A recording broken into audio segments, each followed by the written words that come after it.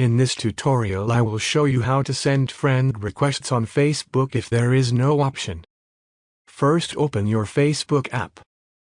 Now just simply search for the person that you want to send a friend request to. As you can see, there is no option to add friend request. What you can do is to tap on the three dots icon just beside the message icon. As you can see, there is the add friend option. If there is no add friend option, it means that this person has disabled it in the settings. That is how to send friend requests on Facebook if there is no option.